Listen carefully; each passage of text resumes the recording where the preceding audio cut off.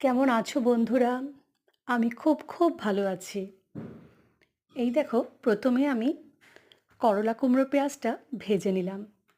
তারপরে আজকে আমি করেছিলাম ডিমের ঝোল।